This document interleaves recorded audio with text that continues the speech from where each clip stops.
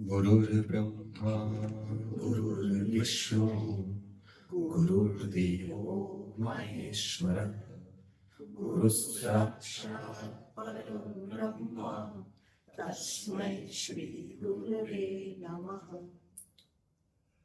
येषान्त्वन्तगतं पापम्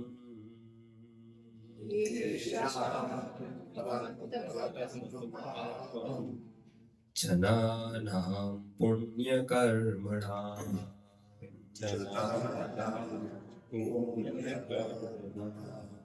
ते द्वन्द्वमोहनिर्मुक्ताः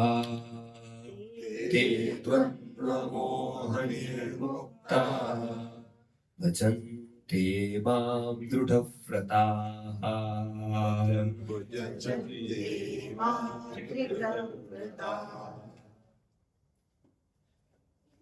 આ શ્લોકમાં ગયા વખતથી આપણે જોતા હતા કે યેષાન્ત્વંતગતમ પાપમ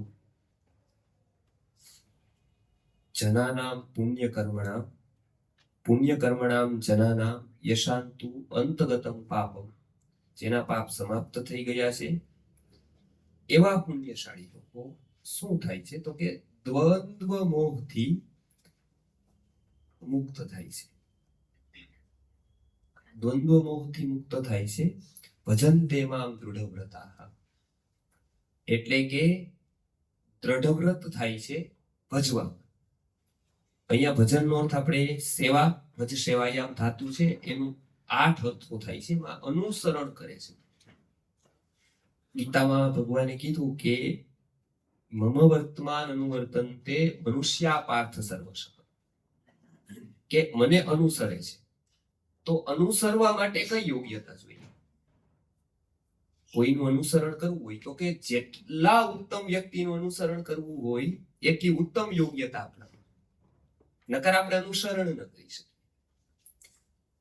અનુસરણ તો ન કરી શકીએ, અનુકરણ બાહ્ય રીતે થાય કોઈ પણ વસ્તુ, એને અનુકરણ કહેવાય. સપોઝ કોઈ કપડા પહેરે ને આપણે એવા કપડા પહેરીએ તો એને કહેવાય અનુકરણ કરીએ. પણ કોઈ વૃત્તિ બદલે ને આપણે વૃત્તિ બદલવા માંડીએ તેને કહેવાય અનુસરણ. અનુકરણ મોટે ભાગે દેખા દેખીને લાગતો શબ્દ છે. અનુસરણ એ ઉત્તમ વસ્તુઓને લાગતો સમજે, કેમ કે એ અંદર કરવાનું છે. એટલે અહીંયા કીધું કે તો શું યોગ્યતા જોઈએ આપણી?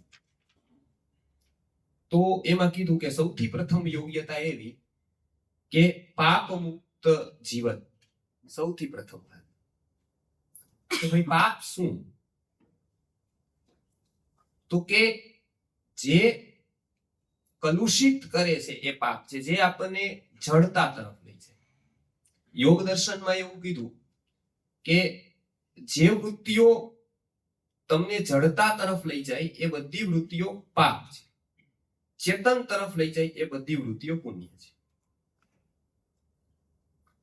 તો કે એમ સમજવા માટે શું? તો એના માટે વ્યવહારિક રીતે 3 પાપો બતાવે. એમાં પેલું આપણે જોયું હતું શરીરથી થવા વાળા. વાઘભટ્ટે આયુર્વેદના ગ્રંથમાં પણ આ 10 પાપોનો ઉલ્લેખ કર્યો છે. એમાં 3 પાપો કાયાથી થવા વાળા, એટલે કે આપણે જોયું હતું કે 3 પાપોની વાત કે અદત્તાનામ ઉપાદાનમ હિંસા ચૈવા વિધાનતઃ પરદાનોપસેવા ચ ત્રિવિધમ શારીરમ સ્મૃતમ. 3 શરીરથી થવા વાળા પાપોની આપણે વાત પૂરી કરી. પછી વાત આવી ત્યારે 4 વાણીથી થવા વાળા. અનૃત્તમ પારુષ્યમ ચૈવ પૈશુન્યમ ચાપી સર્વશઃ અસંબદ્ધ પ્રલાપશ્ચ વાંગમયમ સ્યાત ચતુર્વિધમ. 4 પ્રકારના વાણીથી થવા વાળા પાપની વાત આપણે ગયા વખતે જોઈ. ખોટું બોલવું, કઠોર બોલવું, અસંબદ્ધ બોલવું અને ચાડી ચૂગલી કરવી. આ અને એની વિસ્તારથી આપણે અર્થ જોયા હતા કે જે આપણે અર્થ કરીએ છીએ એવા અર્થો નથી, પરંતુ અલગ જ છે એનો. તો એ 4 આજે જે જોવાના છે એ અંતિમ 3 પાપ જે મનથી થાય છે. તો મનથી થવા વાળા પાપ એ શું શું છે? ક્યાં 3 પાપ એવા છે કે જે મનને કલુષિત કરી દે છે? તો કે એક 3 પાપ છે એ ત્રણ પાપોમાં સૌથી પ્રથમ પાપની વાત કરીએ તો મનને પેલા સમજવું પડે અને પાપની અસર મન ઉપર શું થાય એ પણ સમજવું. તો પરદ્રવ્યેષુ અભિધ્યાન પેલું, મનસા અનિષ્ટ ચિંતન, વિતથ અભિનિવેશશ્ચ ત્રિવિધમ માનસમ સ્મૃતમ. ગુજરાતીમાં અર્થ જોઈએ તો પરદ્રવ્ય ઉપર અભિધ્યાન જ રાખવું પેલું. બીજી વાત, અનિષ્ટનું ચિંતન કરવું આ બીજી વાત. ત્રીજી વાત એટલે વિતથ અભિનિવેશ કરવો એટલે કે ખોટો અભિનિવેશ રાખવો. તો આ તો આપણે પરિચિત નથી એક પણ વસ્તુથી. આ શું? તો એના બેઝમાં સમજાવે છે કેમ કે મન જ એવું વસ્તુ છે કે ભગવાન પણ ગીતામાં સંપત્તિ નથી માંગતા, રાજ્ય નથી માંગતા, કોઈ બીજી વસ્તુ નથી માંગતા, પણ એ શું કહે છે કે મય્યેવ મન આધત્સ્વ મયી બુદ્ધિ નિવેશય નિવસિષ્યસી મય્યેવ અત ઉર્ધ્વન સંશય. એટલે કે બધે પ્રશ્નો છે એ શરીરના છે જ. શરીર બધાનું ઉત્પત્તિ સ્થાન મન છે. એટલે આપણે ત્યાં એવું કહેવાતું, સંસ્કૃતનો એક શ્લોક છે ને એનું ગુજરાતીકરણ કર્યું છે કે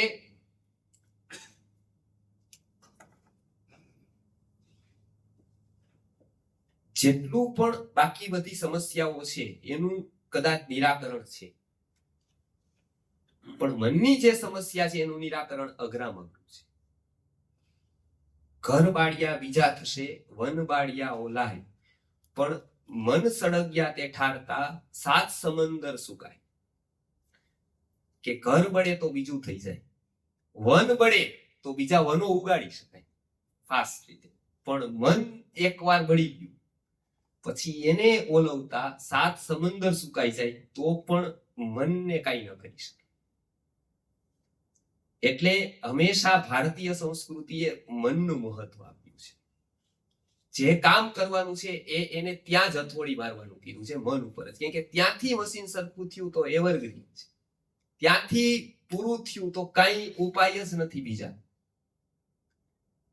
એટલે ગ્રહોની જેટલી ગતિઓ છે, હજારો લાખો કિલોમીટર સુધી રહેલા ગ્રહોની ગતિ મનુષ્ય જાણી શકે છે. ઋષિ મુનિ એવી વિદ્યા પ્રાપ્ત કરે કે હજારો લાખો દૂર રહેલો સૂર્ય કઈ ગતિએ ચાલે છે, ચંદ્ર કઈ ગતિએ ચાલે છે, બીજા ગ્રહોની ગતિ કઈ છે એ આજે જાણી શકાય.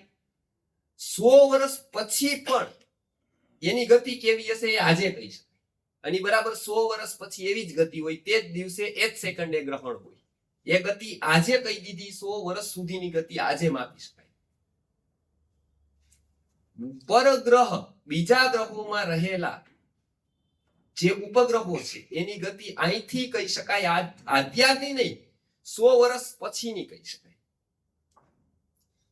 પણ 4 ફૂટ દૂર ઉભેલા વ્યક્તિના મનમાં કયો વિચાર છે એ 100 વર્ષ પછી નહીં, 100 સેકન્ડ પછીનો ન કહી શકાય. અને બાજુવાળા વ્યક્તિની તો વાત બાજુ પર રહી, પોતાના મનમાં પણ આજથી 100 સેકન્ડ પછી કયો વિચાર આવશે એ પણ ન કહી શકાય. આટલું રહસ્યમય મન છે જેના વિશે પ્રેડિક્શન સંભવ જ નથી. જેને સમજવું જ સમજદારી છે, જેને ઓળખવું જ સમજદારી છે. બાકી કઈ એ કેમ તો કે બધી જ સમસ્યાનું મૂળ ત્યાં છે. એટલે અહીંયા કીધું કે મનને પેલા સમજવું. તો મનની અનંત શક્તિ છે. તો કે અનંત શક્તિની અભિવ્યક્તિ ક્યારે થાય છે તો કે મન દોષથી મુક્ત થાય છે, કલુષિતથી મુક્ત થાય છે. તો કે મનને ક્લેશ કરવા વાળું કયું છે તો પેલી વસ્તુ કીધી કે 3 વસ્તુઓ મન ઉપર ઇફેક્ટ કરે છે. આયુર્વેદની દ્રષ્ટિથી જ્યારે કોઈ પણ વિચાર કરો ત્યારે 3 વાત ધ્યાનમાં રાખવાની છે. ખાલી દ્રવ્ય અસર નથી કરતું, ક્રિયા પણ અસર કરે છે. ખાલી ક્રિયા પણ અસર નથી કરતી, ભાવ પણ અસર કરે છે. ત્યારે પ્રત્યેક વસ્તુમાં ત્રણ ઉપર હંમેશા ત્રિદંડ ઉપર ઊભું છે કે એક દ્રવ્ય છે, એક ક્રિયા છે અને એક ભાવ છે. મન ઉપર પણ આ ત્રણની સતત અસર છે. દ્રવ્ય તરીકે અહીંયા અર્થ લઈએ, પૈસા લઈએ. અહીંયા પૈસા એક અર્થ લીધો છે. પરદ્રવ્ય શું? અભિધ્યાન. બીજાના ધન સંપત્તિ ઉપરની નજર, એ તો એક સ્થૂળ અર્થ છે જ, પણ એ પેલા સમજવાનું છે દ્રવ્યની અસર પેલા મન ઉપર છે કે નહીં. તો એ ઉદાહરણ આપતા કહ્યું છે કે જેવી રીતે દારૂ નામનું જે દ્રવ્ય છે એની અસર મન ઉપર થાય છે કે નથી થતી? તો કે થાય છે. એટલે તો એને એમાં તો કોઈ હિંસા જ નથી. દારૂ પીવામાં શું વાંધો છે? એકદમ નેચરલ. છતાં પણ ના કેમ છે? તો કે એ મૂર્છા ઘટિત કરે. તો મન ઉપર અસર છે. આયુર્વેદમાં સંજ્ઞા ઔષધો આપ્યા છે જેટલા, એટલા મનને મૂઢા અવસ્થામાં લઈ જાય છે. એની જરૂર ક્યાં કોઈ છે? પણ એવા ઔષધો છે, એની અસર મન ઉપર છે. એ નેગેટિવ જોઈએ, પોઝિટિવ જોઈએ તો બ્રાહ્મી, શંખ, પુષ્પી જેવા દ્રવ્યોની અસર મન ઉપર છે. હવે એ કોઈ રીતે માપી ન શકાય, પણ થાય છે ચોક્કસ છે. કોઈ દારૂ પીવે તો એની અસર મન ઉપર છે. કોઈ એવા ઔષધો લે તો એની અસર મન ઉપર છે. આહારની અસર પણ મન ઉપર છે. આહાર દ્રવ્યો આપણે કેવા લઈએ છીએ એની અસર પણ આપણા મન ઉપર થાય છે. તો પેલી અસર જે છે એ અનેક પ્રકારના દ્રવ્યોની અસર મન ઉપર થાય છે. કાં તો સકારાત્મક થાય છે અથવા નકારાત્મક, બેમાંથી કોઈ. તો અહીંયા કીધું કે જેવી રીતે દ્રવ્યની અસર છે એનાથી સૂક્ષ્મ અસર અર્થની છે. કે અર્થનું ચિંતન આખો દિવસ ચાલશે. એ અર્થ એટલે વિત્ત જ નથી. વિત્ત મુખ્ય છે. ભૌતિક બધું જ અર્થમાં લીધું છે. આપણું અર્થશાસ્ત્ર છે એ માત્ર પૈસાનું અર્થશાસ્ત્ર નથી.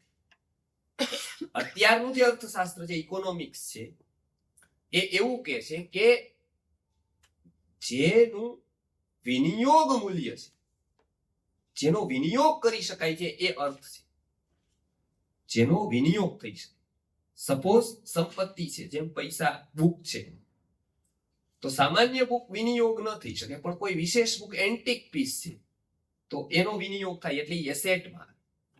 સાદી ઘડિયાળ એસેટમાં ન આવે, કેમ કે વેચવા જાવ તો કોઈ પૈસા ન. પણ એન્ટિક પીસ છે તો એ એસેટમાં. સાદા ચપ્પલ છે તો નહીં, પણ ગાંધીજીના છે તો એસેટમાં. એ કે વિનિયોગ મૂલ્ય છે જે વેચી શકાય, જેને સેલ થઈ શકે, તો એ બધું જ એને એ સંપત્તિ કહે છે. કે એ તમારું અર્થ છે, એ તમારી પાસે રહેલો અર્થ છે. પણ ભારતીય સંસ્કૃતિ એનાથી આગળ વધી કે જો એટલું જ અર્થ માનવામાં આવે તો એટલા પૂરતું જીવન નથી. કોઈકની પાસે સારો વિચાર છે, કોકની પાસે સારી વાણી છે, કોકની પાસે સારું કાર્ય, એ બહુ મોટી સંપત્તિ છે. એ જીડીપી માં નથી ગણાતી, એસેટમાં નથી ગણાતી, પણ એ છે સંપત્તિ. તમારા સારા સંબંધો છે અથવા સંબંધો વિકસાવવાની કળા છે, એ સંપત્તિમાં નથી, પણ એસેટ છે. તમારી પાસે સારી દ્રષ્ટિ છે, પોઝિટિવ દ્રષ્ટિ છે તમારી પાસે, તો એ સંપત્તિમાં નથી ગણાતી, એસેટના ખાનામાં નથી આવતી, પણ એ બહુ મોટી એસેટ છે. કેટલી બધી એસેટ છે જે અર્થ અંતર્ગત શ્રી સૂક્તમમાં લીધી છે. ખાલી એક જ નથી.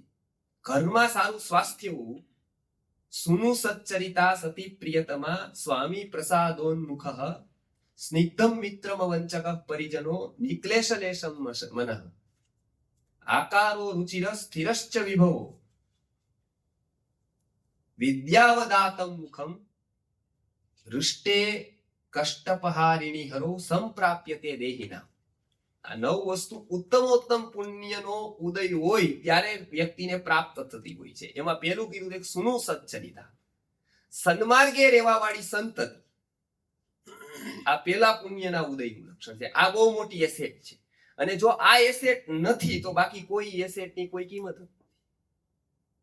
બેલેન્સમાં લાખો કરોડો હોય, પરંતુ સુનુ સચ્ચરિત નથી, છોકરો લાઈને નથી, તો શું કામ?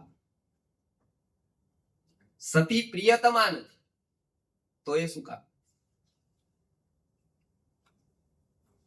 સ્વામી પ્રસાદોન્મુખ નથી, જેની નોકરી કરવી, જેની અંડરમાં રહેવાનું છે એ વ્યક્તિ બરાબર, તો એ મનને ખેદ રહેશે હંમેશા. આપણું મન હંમેશા આવેશમાં રહેશે. એટલે કીધું કે સારા વ્યક્તિ સાથે રહેવું અને સારા વ્યક્તિ સાથે રહેવું ગમવું, આ બહુ જ મોટી વાત. સ્નિગ્ધમ મિત્ર, મિત્રો ઘણા મળે. તાળી મિત્રો હોય, પાડી મિત્રો હોય, થાળી મિત્રો હોય, ઘણા લોકો જમવા વાળા હોય એક મહિને, આવા ઘણા બધા મિત્રો.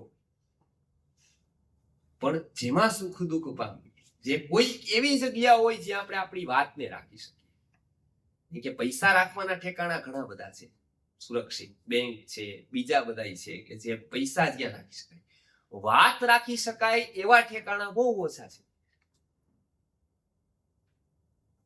અને પાપ રાખી શકાય એવા તો કોઈ ઠેકાણા. તો સ્વામી પ્રસાદોન્મુખ, એવા સ્વામી મળવા, ઉપરી એવો મળવો. કેમ કે આ જગતમાં કોઈ સ્વામી વગરનું છે જ. કોઈ એવું કહેતો હોય કે મારે નોકરી હું નથી કરતો એટલે સ્વતંત્ર છું, ખોટી જ વાત છે. વેપારી નોકરી જ કરે છે, ગુરુ પણ નોકરી જ કરે છે, સામાજિક સંસ્થા નોકરી જ કરે છે. પ્રકાર અલગ અલગ થઈ જાય છે. બધાને કોકના અંડરમાં રહેવું જ પડે છે. છેલ્લે કોઈના અંડરમાં નથી, કર્મના અંડરમાં તો છે જ.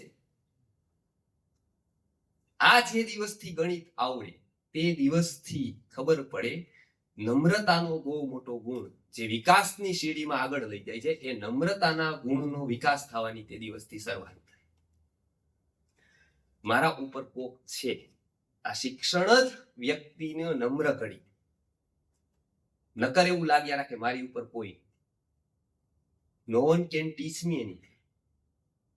એના પછી એ ઉપર ચડે ત્યારે એને એવું લાગે કે કંઈક મારામાં ખૂટે છે, મારાથી પણ કોક આગળ છે. અને એનાથી પણ ઉપર જાય ત્યારે તો એને એવું જ લાગે કે everyone can teach me something. કંઈક ને કંઈક કોઈક ને કોઈક તત્વ મને કંઈક ને કંઈક તો શીખવી જ જાય છે. મારો દ્રષ્ટિકોણ કેવો છે એના. અવંચક પરિજનો મળવા, ન છેતરે એવા સગાવાલા, આ અતિ કઠિન અત્યારના કાળ. એવું લગભગ ન મળે. પછી ક્લેશ ન કરે, ઈર્ષ્યા અને મત્સરથી દૂર રાખી શકે એવું મન મળે. આ પણ એક અર્થ છે, આ પણ એક સંપત્તિ છે. આપણે એવું કહીએ કે કરોડોપતિ વ્યક્તિ છે એની સાથે રહેવાનું છે, પણ એનો સ્વભાવ ખાલી ક્રોધી છે, બીજું કાંઈ જ નથી. તો આપણે કાઢી શકીએ 5 દિવસ. એની પાસે કરોડો રૂપિયા છે, પણ એ કામના શું? અને એની પાસે જો જિંદગી કાઢવાની થાય તો બીજે વાર એવું અવશ્ય તમને ખબર પડી જાય પૈસાની કઈ કિંમત નથી. ઋષિ મુનિઓ કે સાચું છે, ત્યાં સુધી નો લાગે. જ્યારે આવું થાય ત્યારે એને ખબર પડે કે પૈસાની મહત્તા બધા જ શાસ્ત્રો અને અત્યારનું બધું જ એજ્યુકેશન સમજાવે છે. ભારતના ઋષિ મુનિઓ એની મર્યાદા સમજાવે છે. કેટલીક વસ્તુઓ પૈસાથી આવે એવી છે જ. અને જેમ જેમ ઉપર જાય એમ ઉપરની કક્ષાની વસ્તુઓ તો સેલેબલ પણ નથી, પરચેસેબલ પણ. જેટલી ઉપરની કક્ષાની વસ્તુઓ છે એવી કોઈ વસ્તુ પૈસાથી ખરીદી શકાય એવી નથી, માપી શકાય એવી જ નથી. ત્યાં અર્થનું સામ્રાજ્ય પૂરું જ થઈ જાય છે. એક પાર્ટનો વાત એવી ઇકોનોમિક્સે કરી છે. ભારતના ઋષિ મુનિઓએ આખું મોટું ઇકોનોમિક્સ આના ઉપર આપ્યું છે કે વ્યક્તિની પાસે સંપત્તિ કેટલા પ્રકારની હોઈ શકે, એની કેટલી એટલા પુણ્યના ઉદય થાય તો કેટલા પ્રકારની સંપત્તિ એને મળી શકે. એક મન ઉપર કામ કરે. તો અહીંયા કીધું કે નિક્લેશલેશમ મન આકારો રુચિર પંચેન્દ્રિય પૂર્ણ શરીર. એ કઈ જેવી તેવા પુણ્યના ઉદયની વાત નથી. કબજોપતિ છે પણ પગ નથી તો, આંખ નથી તો, કિડની નથી તો, એક જ નસ અહીંથી આમ થાય છે તો આપણે બેડ ઉપર આવી જાય છે. મણકાનો દુખાવો છે તો કરોડ રૂપિયાનો આનંદ નથી, મણકાના દુખાવાનું દુઃખ છે. એકનું ખાલી સ્પેસ વાળ જેટલું જો લોકેશન ફરે છે કોઈ નસનું કે મળતાનું, ત્યારે એ કરોડ વ્યર્થ થઈ જાય છે. અને આવું તો 107 મર્મસ્થાનો ને એને ગુણ્યા 100 રોગો,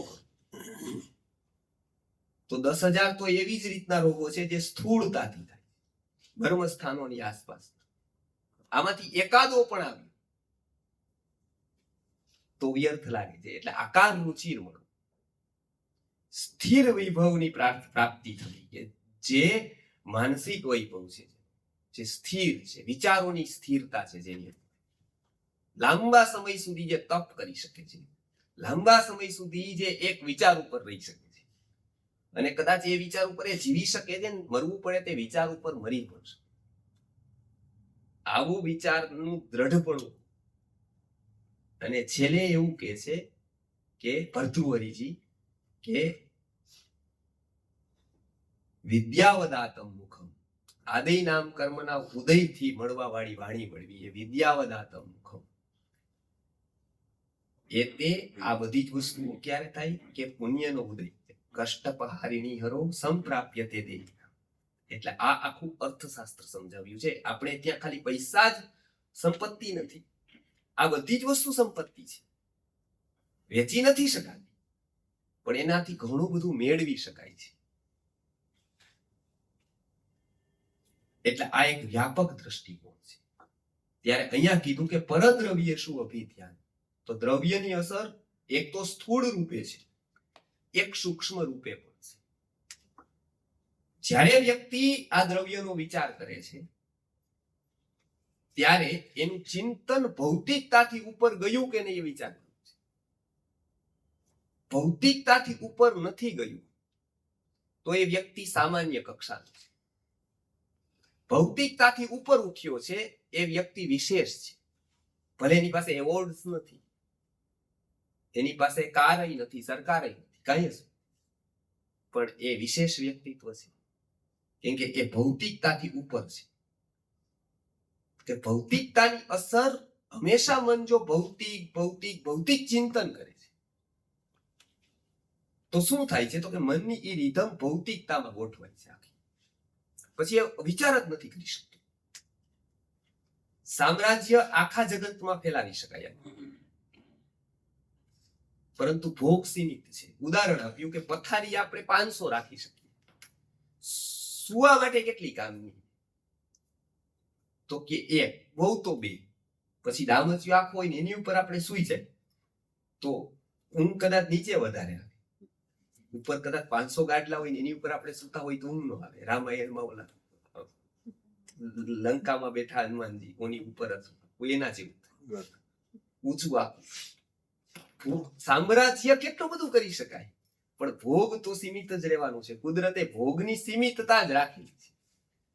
તો કે એક જ વસ્તુ થાય કે ભૌતિકતામાં જ રચ્યા પછી આ લોકો રે જો, તો એમાં શાસ્ત્રકારોનું શું જાય, ઋષિઓનું શું જાય, ભૌતિકતામાં જાય એનું થોડું જાય, એના થોડા કોમ્પિટિટર છે, એની લાઈન જ જુદી છે આખી, અને બહુ જ ફરક છે. તો શું થાય, તો કે તો માઇન્ડસેટ એવું થાય, ચિંતન ધારા એવી થઈ જાય કે એ ઉપરની વાત એને મગજમાં ન હોય. પછી એનાથી સુગ આવે. આયુર્વેદે કીધું કે અમુક દ્રવ્યો તમે અમુક સુધી ન લ્યો ને પછી શું થાય કે એ દ્રવ્યોની સુગ ઘટી થાય. પછી તમને ચાખવા નહીં, જોવાનું. તમે બહુ પેલા કઈક એવું કરતા હોય વ્યસન ને પછી જો ફરી જાય માઇન્ડસેટ, એ માઇન્ડસેટ જો ફરી, આપણે એવું અમારે ઘણી વાત થયું કે ગુરુજીના પ્રવચનો સાંભળ્યા મુંબઈમાં, પછી કેટલાક દિનો એમને પત્તા નહોતા, એની પાછા જન્માષ્ટમીએ જ રમતા. પછી ખબર પડી કે આ ટાઈમ પાસ નથી, આ મનને ખોટી આદત લગાવે, આ ખોટા વિચારો આપે આપણને. આ વેસ્ટ ઓફ ટાઈમ નથી, આ કિલ ઓફ ટાઈમ છે, કિલિંગ છે આ ટાઈમ. ત્યારે એને પૂછ્યું કે હવે કેવું લાગે પત્તા, તો કે હવે ઝેર જેવું લાગે પત્તા રમવા, જોવાય નથી ગમતા. નકર ટાઈમ પાસ થાય એટલે રમે, કે ઓલા દોડી લગાવે, ઓલા ચોકો લગાવે, ઓલા ટ્રેન આખી જાય રાજકોટ થી પેલા તો, ત્યારે એ કઈ ટાઈમ પાસ નું સાધન જ નહોતું. અને ભારતના વ્યક્તિઓને એ તો હજી ખબર નથી પડી કે ટાઈમ ક્યાં લગાવ. એને નથી ખબર. ઇન્વેસ્ટ એને પૈસા ક્યાં લગાવવા એ ખબર પડી ગઈ છે, પણ એને ટાઈમ ક્યાં લગાવવા એ નથી ખબર પડી. એટલે પૈસા વાળા ટાઈમ ક્યાં લગાવી દીધો. શનિ રવિ ફ્રી હોય ફરવા વયા જાય, ત્યાંથી આવે સગાવાલા ને, એટલે વાની વાત અહીંયા કરે, અહીંથી જાય ત્યાં સગાવાલાની વાત કરે. એટલે એને બીજું કઈ લક્ષ્ય જ નથી જીવનમાં. એના જીવનમાં 5-10 જ લોકો છે અને અહીંયાથી કંટાળે છે તો બહાર જાય છે, પણ એને એ નથી ખબર કે એ બહાર શું કામ કરે છે. ત્યારે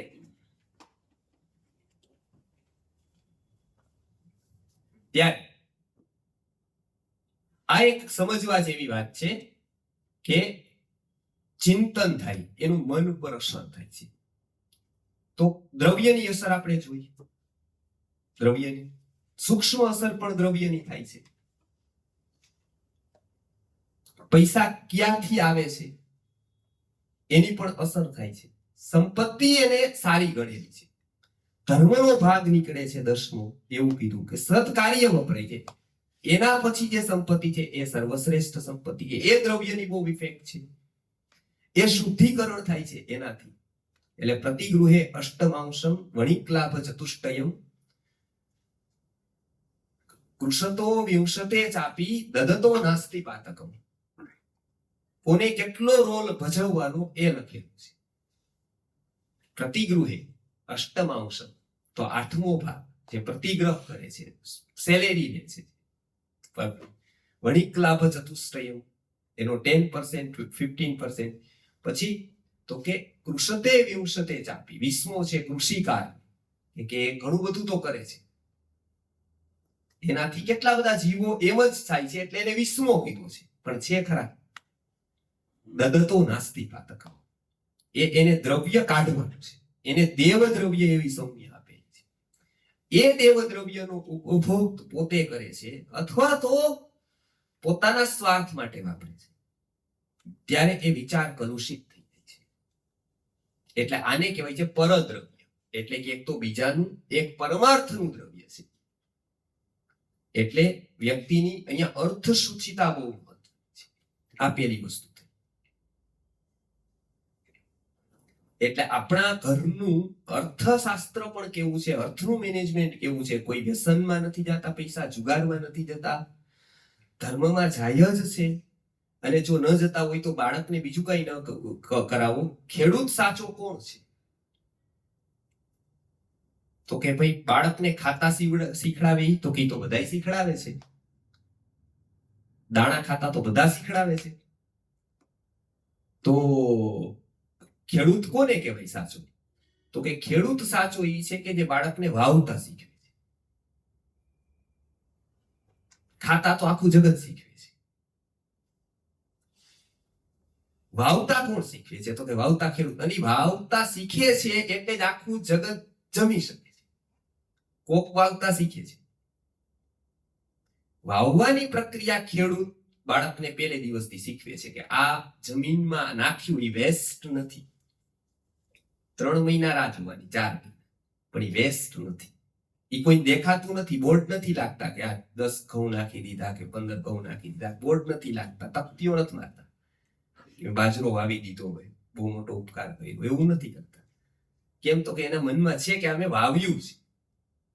તો આ હોય એટલે ઘણી બધી વસ્તુ પૂરી થઈ જાય. ત્યાં વાવવાની બુદ્ધિ આવી ગઈ એકવાર કે આ વાવવાય છે. તો એ શું થાય છે? તો કે વાવી દીધું છે. બાળકને પહેલે દિવસથી વાવતા શીખવો. સારા કાર્યમાં વાવતો છે. સમય વાવો, અર્થ વાવો, શક્તિ વાવો. ઋષિ મુનિનું એક જ કામ હતું, પહેલે દિવસથી એ વેડફતા ન શીખવતા. વેડફતા શીખવે એવી એક આખી પ્રજાતિ છે. ક્રિકેટરો, એક્ટરો, એ અર્થ વેસ્ટ, ટાઈમ વેસ્ટ કરાવે છે આપણું. એ વેડફાવા વાળા છે. ઘરના સ્વજનો છે એ વપરાવા વાળા છે. પણ કેટલાક લોકો એવા છે કે જે વવડાવવા વાળા છે. એ રેરેસ્ટ ઓફ ધી રેર. પણ એ શીખવે વાવવાનું, કેમ કે એને આને આગળ લઈ જવું છે. ખાલી દ્રવ્યમાં નથી રાખવું, દ્રવ્યથી દ્રવ્યાતીતની યાત્રા કરવાની છે.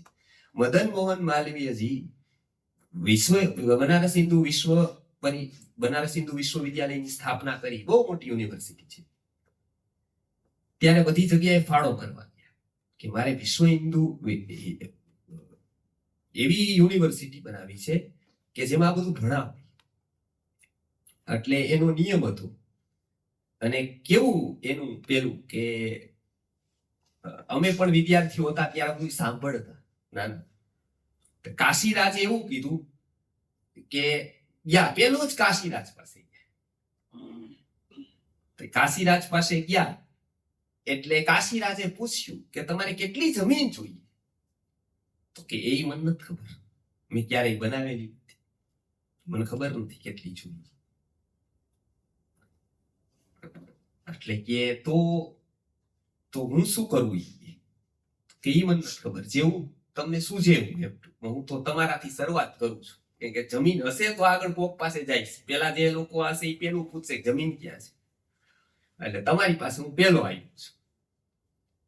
એટલે કાશીરાજે કીધું કે તો મને નથી ખબર કેટલી, મેં ક્યારેય નથી બનાવી યુનિવર્સિટી. સપોર્ટિવ નેચર કેવું હોય એનું આ દ્રષ્ટાંત છે. મદન મોહન માલવીયની બધી વાત એને મંજૂર નહોતી, પણ એને ખબર હતી કે આ વિઝન વાળો વ્યક્તિ તો છે, આ જે જોઈ શકે છે ને એવું હું નથી જોઈ શકતો. એને ખબર હતી રાજા હોવા છતાંય, જો એટલે જ રાજા છે. કેટલીક વસ્તુઓ ઘટિત આપણી થાય ને પછી આપણા જીવનમાં એક ઊંચાઈ આવતી જાય. એટલે એને એટલું જોયું કે આ વ્યક્તિ વાવવા જેવો તો ખરો. એટલે એને કીધું કે એક કામ કરો, અહીંથી લઈને તમે દોડતા જાઓ, બરાબર? જેટલું દોડો પેરીફેરીમાં આમ અને આમ, જ્યાં થાકો ત્યાં બેસી જવાનું, પણ જેટલું દોડીને તમે થાકશો ને ત્યાં લીટી કરી દો, એટલી જમીન તમે જેટલું દોડી શકાય એટલું દોડો. તો મદન મોહન માલવીએ દોડવાનું શરૂ કર્યું સવારથી, બીજે દિવસથી. એ આવી રીતે દોડ્યા અને આમ દોડ્યા, બેયની પેરી મપાઈ ગઈ સવારથી. બપોરે થાકી ગયા તો સવારથી બપોર સુધી આ બાજુ દોડ્યા અને બપોર પછીનો ભાગ આ બાજુ. અત્યારે તમે બનારસ હિન્દુ યુનિવર્સિટીમાં જાશો તો આમ વિસ્તારેલી છે. એ દોડ્યા ને એટલી બધી જમીન આજે પણ બનારસ હિન્દુ યુનિવર્સિટી ઊભી છે. પછી એને શરૂ થઈ ગયો ક્રમ, કેમ કે હવે ખબર પડી ગઈ કે આટલી જમીનમાં યુનિવર્સિટી કરવી છે. અમે પેલા આવું જોતા હતા, કેમ કે અમને એવું હતું કે અમને કોઈક એવું મળશે કાશીરાજ જેવું, એટલે અમે દોડવાની પ્રેક્ટિસ કરતા. પછી ખબર પડી કે આ તો કાટમાળ વાળી જમીન છે, અહીંયા કઈ કોઈ એવું મળે છે, આ કઠિન છે બહુ જમીન. અહીંયા ક્રિસ માર્ટિન આવે તો 3 દીમાં 300 કરોડ લઈ જાય કોલ્ડ પ્લે કરી. પણ અહીંયા અધ્યાત્મ પ્લે કરીને કોઈ કાંઈ બોલી શકે, કેમ કે આપણા મગજ છે એ તોતિંગ બધી જગ્યાએથી ભરેલા છે, અધ્યાત્મની અસર થાય એવું નથી. અને જો એવું જ રહ્યું તો ભારતની આ છેલ્લી પેઢી છે, હવે પછી પૂરું થઈ ગયું. કેમ કે હવે પછીની જે ગુલામી આવશે એ માનસિક આવશે, એને નો કોઈ તોડી શકે. શારીરિક ગુલામીમાં કદાચ શહીદી થઈને કોક એને છોડાવી શકે, માનસિક ગુલામી વ્યક્તિનું આ ચેન્જ થયું ને માઇન્ડસેટ, પછી પૂરું જ થઈ જાય. પછી એને ગુલામી લાગે જ નહીં. પેલી તો વસ્તુ એવી લાગે તો કઈક સમજાવો ને, એને એવું જ ન લાગે કે હું ગુલામ છું, એને એવું લાગે કે આ જ જીવન છે. ખરેખર વિચારણીય વાત છે. પેલાના કાળના લોકો કેવા જાગૃત હતા આના પ્રત્યે, એટલે પેલી વસ્તુ. પછી એક જગ્યાએ અને ત્યાં એમને એક શેઠ ને ત્યાં ઠઠેરી બજાર છે બનારસમાં, ત્યાં ગયા અને બેઠા કે ભાઈ હું અહીંયા વિદ્યાપીઠ બનાવું છું. તો શરૂઆત ઠઠેરી બજારથી કરેલી છે. કાશી વિશ્વનાથના મંદિરથી આગળ જે બજાર છે એને ઠઠેરી બજાર કહેવાય છે. વિશ્વનાથના દર્શન કરીને ત્યાંથી એને શરૂઆત કરી. પેલી દુકાનથી શરૂઆત કરી તો એક છોકરો હતો, એ દિવાસળી સળગાવતો હતો અને ફેંકી ગયા. દિવાસળી સળગાવે ફેંકી. તો એને દાદાએ જોયું તો એક જ ફડાકો કે દિવાસળી મફત નથી થતી. એટલે પેલા 4-5 કાર્યકર્તા આવ્યા હતા ને, એને ઈશારો કરી દીધો, આપણે હાલમાં થઈએ. અહીંયા કઈ આપણું ગળશે નહીં દાડે, અહીંયા કઈ આ કામનો વ્યક્તિ નથી. એટલે થોડીક વાત કરી કે શું ચાલે છે આમ એવું બધું. આને ઈશારો કર્યો મને ખબર પડી ગઈ કે એ પણ હોશિયાર જ હતું વ્યક્તિત્વ. એટલે આ લોકોએ કીધું હવે અમે જાય. એટલે મદન મોહન માલવીએ કીધું ઓકે, એ નિર્ણય કરતા હતા. એટલે કે કેમ અચાનક કેમ કઈ બીજું કામ છે કે કઈક શું આવ્યા હતા? તો એમ ક્યારે સમજતા તો આવતા નથી. એટલે એને કીધું કે કાર્યકર્તાઓએ કીધું ના ના બસ સમજતા જ અહીંથી નીકળાતા, તો આ લાઈન જ લેવાની હતી આખી, તો અહીંથી શરૂઆત કરી હતી અમે ફાળા. તો પણ ઓકે અમે પાછા રિટર્ન આવશું. તો કે ના ના હવે તમે શરૂઆત જ કરી છે તો પૂરી જ કરો હવે અહીંથી જ કરીને. એટલે મદન મોહન માલવીયને પૂછ્યું કે મદન મોહન માલવીય વિચારે ચડ્યા હતા કે હવે આનો જવાબ શું આપો, કેમ કે હવે તો નીકળવાની જ વાત હતી, હવે તો કઈ એને લાગ્યું કે આમાં. એટલે માલવીયજીએ કીધું કે કાંઈ નહોતું, બધા નામે આટલા આટલા ધાર્યા હતા કે આટલી બજાર મોટી છે તો બધા લોકો એ સમયે કઈક 2-4 હજાર રૂપિયા હતા એ સમયે, અત્યારે 1,00,000-2 લાખ થાય એટલાના, કે આટલી બજાર આ કરે તો મારો એક ભવન થઈ જાય, બીજી બજાર આવું કરે. આવું મારું ગણિત હતું, મને ખબર નથી, પણ મારે તો ખાલી કેવા આવ્યું, એવું નથી તમારે કમ્પલસરી આપવું. એ ના પાડે છે. ઓલો વ્યક્તિ કે નહીં, મારી યોગ્યતા છે ને તમે જે વારો દેન કરતા ઘણી વધારે છે, એટલે મારા જેવાની પાસે આ તમારું જે અપેક્ષા બહુ નાની છે અને તમે કામ કરો બહુ મોટું છે, એમ કરીને એને એ સમયે કઈક ચેક કે ઊંડી લખી. આશ્ચર્યની વાત થઈ કે એને 10 ગણી લખી દીધી જેની અપેક્ષા હતી. ઓલા કાર્યકર્તાઓ સ્તબ્ધ થઈ ગયા. એટલે હવે એને જો હવે પ્રશ્ન થઈ ગયો, કેમ કે સ્ટ્રક થઈ જાય માઇન્ડ.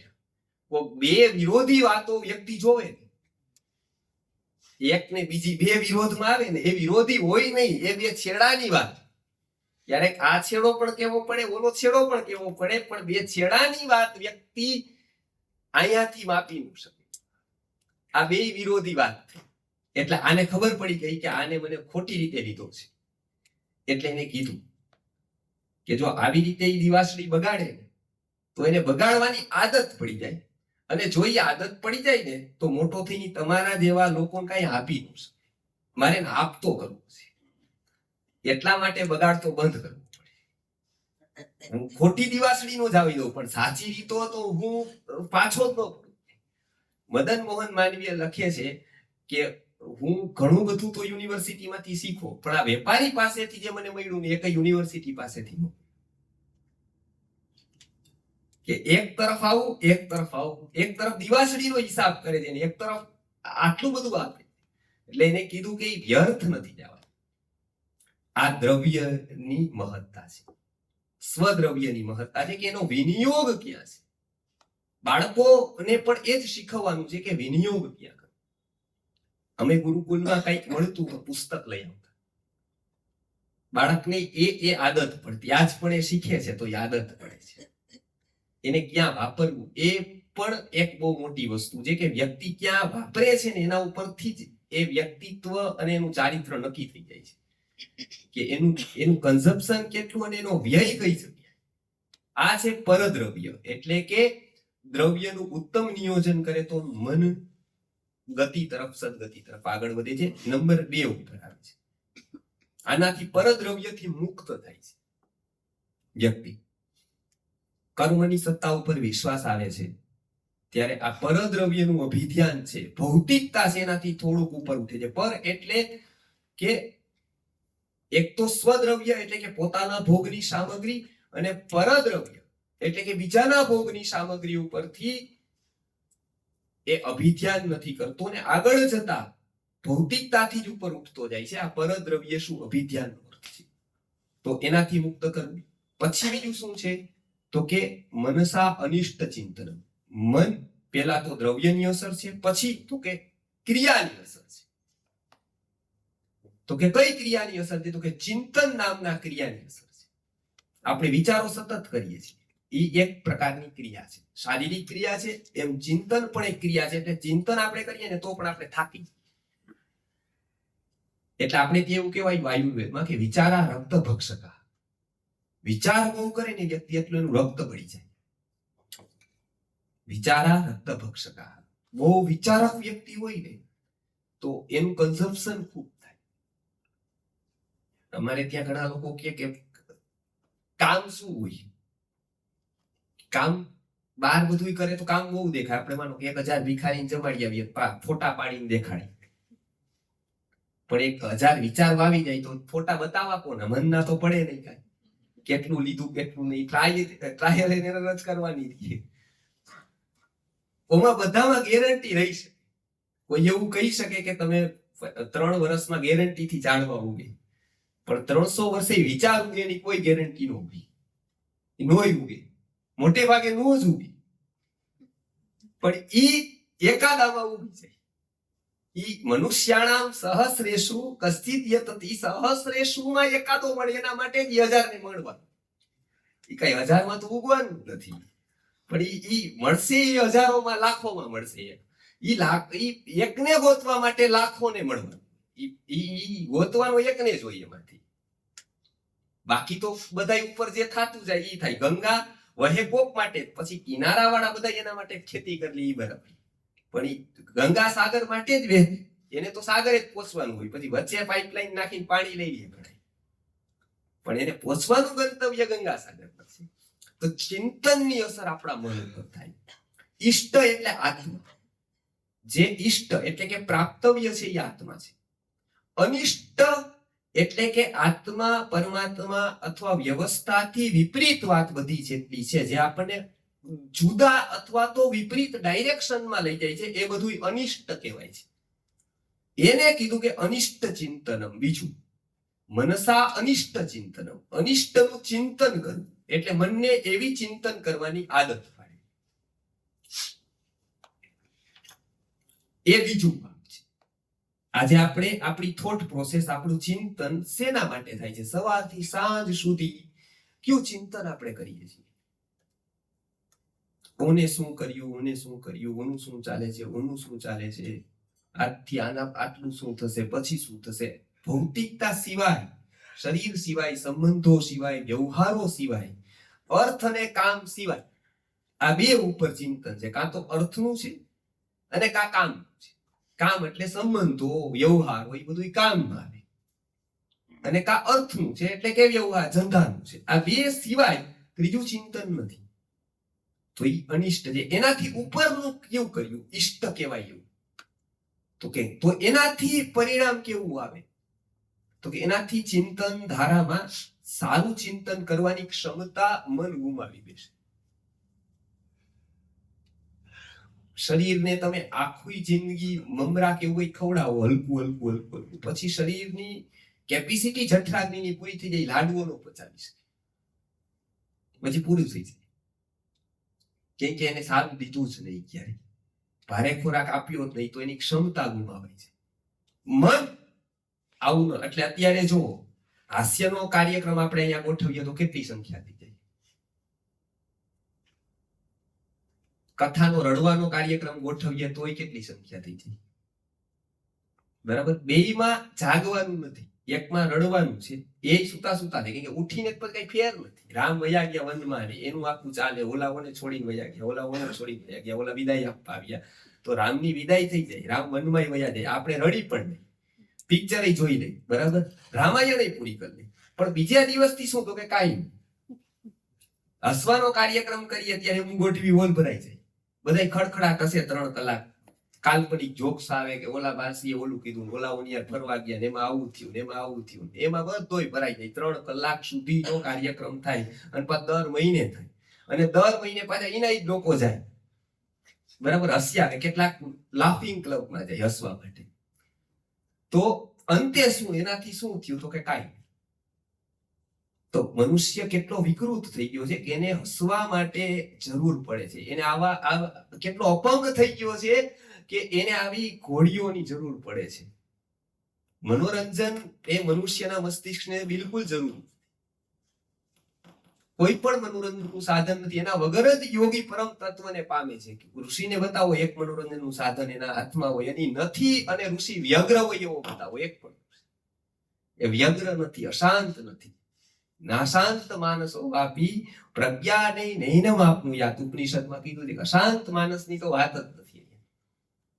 એની પાસે કદાચ બહાર કાંઈ નથી, પણ અંદરની પ્રસન્નતાનો કોઈ પાર નથી. અંદરથી તો ઇન્દ્રને પણ એની ઈર્ષ્યા આપે છે. આ ધારા એને જન્મ આપેલી છે. એનું કામ મન ઉપર એને કરેલું છે. એ જન્મારામ કરેલું છે. કોઈ એક દિવસથી પરિવર્તન નથી થતું. બહાર એક દિવસથી થાય, અંદર નો થાય. અંદર તો આખું માઇન્ડસેટ ચેન્જ કરવું પડે. એ ચિંતનની વાત રામાયણમાં આવે છે. પણ આપણે એવી રામકથા સાંભળેલી નથી કે આ વાત આવતી હોય છે.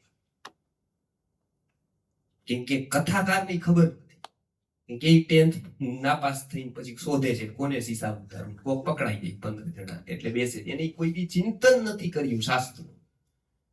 હવે અહીંયા સીતા જ્યારે જાય છે ત્યારે એને અશોકના વૃક્ષની નીચે રાખે છે કે શોક દૂર કરે છે. શોક એટલે એને માનસિક સંતાપ દૂર થાય. કેમ કે એને સાયકોલોજીકલી પેટર્ન થી કન્વિન્સિંગ કરવાનું હતું સીતા.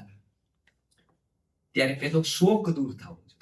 શોક દૂર કરવા માટે રાખે છે. ત્યાં એક એનું પરવરિશ કરવા માટે, ફોલોઅપ માટે ત્રિજટા નામની એક રાક્ષસીને અપોઇન્ટ કરે છે. એ રાક્ષસી નથી, પણ એનું નામ ત્રિજટા છે. એ સાયકોલોજીની જાણકાર એટલે એ પેટર્ન જાણે છે કે આને સંવાદ કેમ કરવો. એટલે એક સીતા છે તો એ રામ રામ રામ એવું કહે છે. એ ચિંતન કરે છે આખો દિવસ ચિંતન. એટલે ત્રિજટા એને પૂછે છે કે તમને તો ખબર હશે, કદાચ નો ખબર હોય તો વેદાંતમાં કીટ ભ્રમર ન્યાય આવે છે. તો કે ભાઈ એ જે કીટ છે સંસ્કૃતમાં એ ભ્રમરો એવો ભવતિ. ભ્રમર ચિંતન કે એ ભયથી શું થાય તેનું ચિંતન કરે છે કે મને ખાઈ જશે તો ખાઈ જશે તો ખાઈ જશે. અને સૌથી વધારે જે ચિંતન થાય છે એની આપણા મન ઉપર, શરીર ઉપર અસર થાય. આપણે 10 વાર વિચાર કરીએ માથું દુખતું તો નથી ને ક્યાં, તો સાચે દુખવા માથું. એવું હોય પોઝિટિવ ચિંતન કરીએ કે મને રોગ નથી, તો હોય રોગ એ જલ્દી મટે છે. એટલો પ્રભાવ મનનો છે આપણા શરીર ઉપર. એટલે ઔષધમ જાહ્નવી તોયમ વૈદ્યો નારાયણો સ્વયં. દવા લેતી વખતે ધ્યાન રાખવાનું છે કે ડોક્ટરના માઇનસ નથી જોવા. જેટલી એની ઉપરની શ્રદ્ધા હશે એટલી દવા વધુ અસર કરશે. દેવે તીર્થે દ્વિજે મંત્રે, આ બધી જ ઉપર, મંત્ર ઉપર, દેવ ઉપર, આ તો અલગ છે. પણ એ વસ્તુનું ચિંતનનું આપણા ઉપર પરિણામ. નકર શું થાય છે કે બધી જ વસ્તુ કેલ્ક્યુલેટિવ હોય એટલી સમજાય, એમાં કઈ વાંધો જ ન આવે. નીચેનું સ્તર બરાબર સમજાય કે કેલ્ક્યુલેટિવ છે, બધું જ સરવાળા બાદ બાકી છે ના કરી શકાય એવું છે. પણ જેવું ઉપરનું લેયર શરૂ થાય છે એ કેલ્ક્યુલેશન વાળું છે જ. કેલ્ક્યુલેશન લગાડો એટલે પૂરું થઈ જાય. ત્યાં સરવાળો જ ખોટો આવે આખું. તો એ કેલ્ક્યુલેટિવ જ નથી, તો એને તો કેલ્ક્યુલેશન થી કેવી રીતે માપી શકાય? એટલે ત્યાં શ્રદ્ધા નામના ગુણની જરૂર પડે છે કે મને નથી સમજાતું એવું આ વિશ્વમાં ઘણું બધું છે. આ જે ઘટિત થાય છે ને એ ઇન્ટેલેક્ચ્યુઅલ મોડેસ્ટી કહેવાય છે. એને બૌદ્ધિક નમ્રતા કહેવાય છે કે મને નથી સમજાતું એવું કંઈ હોઈ શકે ખરું. બાકીના કશું થાય હું આ નથી માનતો. હું એમ કહું કે હું પ્રધાનમંત્રીને નથી માનતો, હું મુખ્યમંત્રીને નથી માનતો, હું જિલ્લા કલેક્ટરને નથી માનતો, એવું ખાલી કહી શકે. પણ મારે ક્યાંક પાસ કરવા હોય તો સાઈન તો એની જ જોઈ પાસે. એમ આપણે એવું કહી શકાય કે હું આત્મામાં નથી માનતો, પરમાત્માને નથી માનતો, પણ એનાથી વ્યવસ્થામાં કઈ ઓલું નહીં થાય. એ તો બધી વસ્તુ પુનર્જન્મ ન માનવા વાળો પણ મરે તો એનો પુનર્જન્મ તો થાય જ પાછો. એવું નથી કે આ નથી માનતો એ હવે બીજી ક્યાંક જગ્યાએ વ્યવસ્થા કરે, કાયમ નમત ખતમ થઈ જાય, એનો પાછો પુનર્જન્મ તો થાય જ. હવે અહીંયા એવું કીધું કે એટલે ચિંતનની અસર છે. એની વાત રામાયણમાં આવી રીતે આવે છે કે એક કીડો છે એ ભ્રમર.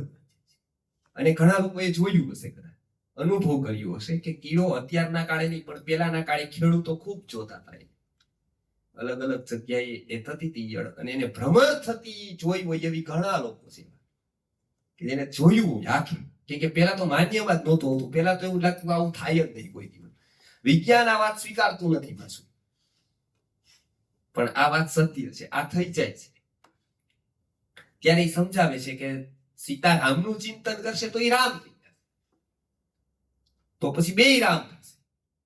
ત્યાં એક રામ છે, એક અહીંયા રામ થઈ જશે. તો પછી રામ બે રામ થશે તો કેમ ચાલશે? તો સીતા સરસ જવાબ આપે છે ઈ કે આ વન સાઇડેડ નથી. ઈ એવું કહે છે કે હું અહીંયા એનું ચિંતન કરું છું, ઈ મારું ચિંતન કરે છે, એટલે જો હું રામ થઈ જઈશ તો ઈ સીતા. ઈ ત્રિજટાને આવો સાયકોલોજીકલી આન્સર આપે છે કે આ ચિંતનનો પ્રભાવ બતાવે છે. આપણે જેટલું જેટલું ચિંતન કરીએ છીએ એ પ્રત્યેક ચિંતનની એક રિધમ બને છે માઇન્ડમાં. એવા જ વિચારો પાછા આપણને આવે છે, એવા જ વિચારો આવે છે. આપણે યુટ્યુબ ઉપર કોઈ એક વિડીયો જોઈને પછી ઈ જ લાઈન થી આવે, જોયું તમે? એ અલ્ગોરિધમ સેટ કર્યું છે. એવું અહીંયા પણ આપણું અલ્ગોરિધમ સેટ જ છે. આપણે જે દિશાના વિચાર કરીએ છીએ ને એમાં એમાં એમાં જ આગળ વધીએ છીએ, એમાં જ આગળ વધીએ છીએ. એટલે અહીંયા ઈષ્ટના ચિંતનનો સમય આપો, ઈષ્ટના ચિંતન ઉપર ફોકસ કરો, એને હંમેશા પ્રાયોરિટીમાં. આપણે સત્કર્મો કરીએ છીએ, સારું કામ કરીએ છીએ, પણ એની ક્યારેય પ્રાયોરિટી સેટ નથી. અને જે કામની પ્રાયોરિટી સેટ ન હોય ને એને મન ક્યારેય ગંભીરતાથી લેતું જ નથી. આ મનનો સ્વભાવ છે. જેમાં તમારી પ્રાયોરિટી નથી ને એને કોઈ વાત કોઈ પણ એ ગંભીરતાથી નહીં. એ કેવા પ્રાયોરિટી નથી. અમને કોઈ કહે કે ભાઈ ત્યાં ખેલ કરવા વાળા આવ્યા, જાદુ કરો બધા, કાં તો અહીંયા કોક આવ્યું છે કે જે જાદુ કરે છે, તો અમને ખબર નહીં હોય કે ખેલ થયો કે શું થયું, નાટક થયું, શું કામ એવું નથી? તો કે ત્યાં પ્રાયોરિટી નથી અમારી. એ ખોટું છે એવું નથી, પણ ત્યાં પ્રાયોરિટી. આ મનનો એક સ્વભાવ છે કે જેમાં આપણી પ્રાયોરિટી બનતી નથી ને એને ક્યારે પણ મન ગંભીરતાથી લે. એટલે અહીંયા બીજી વાત કરી કે મનને ઈષ્ટ ચિંતન ઉપર લગાવવું. એ ઈષ્ટ ચિંતન ઉપર લગાવવા માટે શું કરવું? તો શું કરવું? તો કે અનિષ્ટ ચિંતનથી છોડાવવું. કે બે એક સાથે નહીં કરી શકે. તો અનિષ્ટ ચિંતનથી છોડાવવું, ઈષ્ટ ચિંતનમાં લગાવવું. પછીની ત્રીજી વાત છે એ ભાવ ઉપરની છે કે મનસા અનિષ્ટ ચિંતન વિ તથા અભિનિવેશ છે. અભિનિવેશનો ભાવ રાખવો. એ શું છે એ આપણે આવતા વખતે જોશું. પહેલી વસ્તુ દ્રવ્યની અસર મન ઉપર આપણે જોઈએ. બીજી તો કે ક્રિયાની અસર જોઈએ, કે ક્રિયાની અસર એટલે કે ચિંતનની અસર કેવી થાય. અને હવે પછી જોશું કે ભાવની અસર કેવી થાય. આ ત્રણ અસર છે. એક દ્રવ્યની અસર છે, એક ક્રિયાની અસર છે અને એક ભાવની અસર છે. દ્રવ્યમાં બે દ્રવ્યો છે. એક સ્થૂળ દ્રવ્ય દારૂ, બ્રાહ્મી, શંખપુષ્પી જેવા મેધ્ય, દારૂ જેવા અમેધ્ય વસ્તુઓની અસર આપણા મન ઉપર થાય છે, પોઝિટિવ કાં તો નેગેટિવ. જેવું દ્રવ્ય એવી અસર. એ સ્થૂળ દ્રવ્યની. સૂક્ષ્મ દ્રવ્યની અસર એટલે અર્થ પ્રાપ્તિ જે કરીએ છીએ એ અર્થ પ્રાપ્તિની અસર આપણા મન ઉપર થાય છે. આ સૂક્ષ્મ દ્રવ્યની વાત કરી. ક્રિયામાં પણ સ્થૂળ ક્રિયાની અસર થાય છે અને સૂક્ષ્મ ક્રિયાની પણ અસર થાય છે. તો એ પણ આપણે અહીંયા જોયું કે સ્થૂળ ક્રિયાની વાત આપણે જોઈ તો એનું સ્થૂળ ચિંતન છે કે જે ચિંતન ચાલે છે, આપણે ચિંતન કરીએ છીએ, વિચાર કરીએ છીએ, બરાબર. એક રિધમ પકડે છે, સૂક્ષ્મ છે, બરાબર. કે એ એક ચિંતન એવું ચાલે છે કે જે સૂક્ષ્મતાથી રિધમ બની જાય છે, એની પણ અસર થાય છે.